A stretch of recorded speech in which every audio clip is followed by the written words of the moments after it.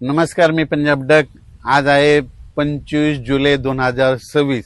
आज आषाढी एकादशी निमित्त महाराष्ट्रातल्या शेतकऱ्याला अंदाज देणार आहे। ह्या अंदाजामध्ये काय सांगणार आहे, कोणतं धरण कधी भरणार आहे, म्हणजे जायकवाडी धरण भरणार आहे का नाही, आणि त्या शेतकऱ्यासाठी मग आनंदाची बातमी आहे का नाही, ते एक अंदाज देणार आहे। राज्यात आता पावसाचं सत्र कसं राहणार आहे ते एक सांगणार आहे, आणि त्याच्यानंतर राज्यात हे पाऊस कधीपर्यंत राहणार आहे त्याचा सविस्तर अंदाज देणार आहे।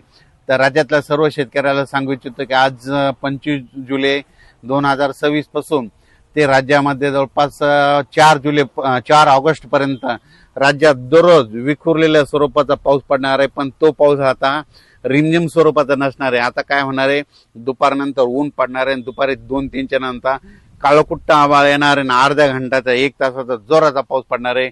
म्हणून हा अंदाज सर्व शेतकऱ्यांनी लक्षात घ्यायचा।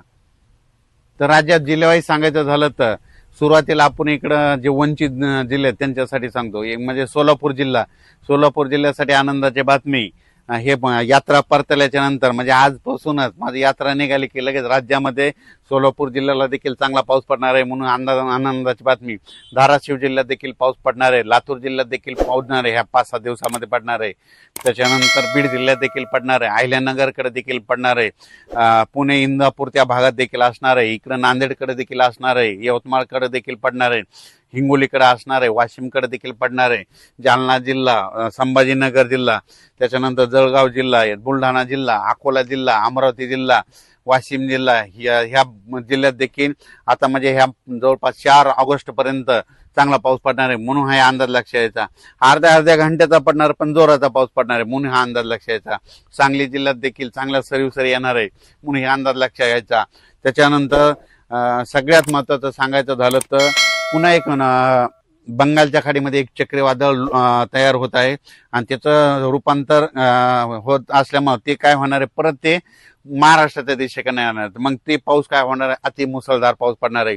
चंद्रपूर, नागपूर, वर्धा, भंडारा, यवतमाळ, अमरावती, त्याच्यानंतर नागपूर इकडं, त्याच्यानंतर इकडं जळगावकडे जाईन, पुन्हा इंदोर, भुवनेश्वर, इंदोरकडे जाणार आहे, बुरामपूरकडे तसं जात जात पुन्हा इकडं नाशिककडे जाणार आहे, पुन्हा नंदुरबारला मुसळधार पाऊस पडणार आहे।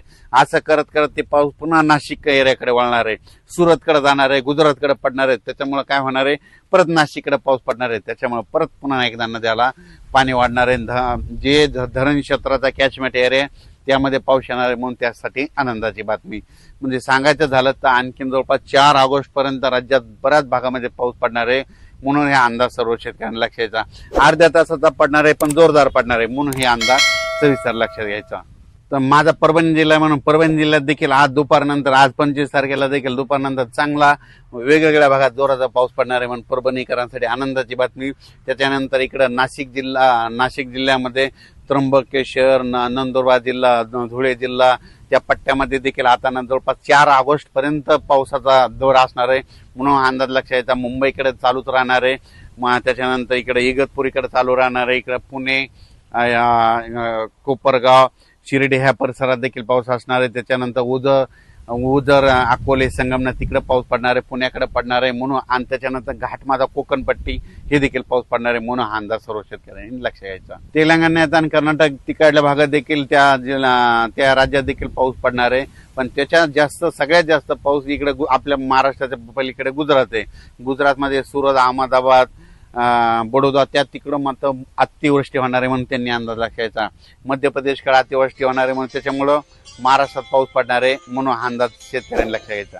सगळ्यात महत्वाचं म्हणजे जायकवाडी धरण नाथसागर मध्ये 5-6 जिल्ह्याचं ताण भागवणार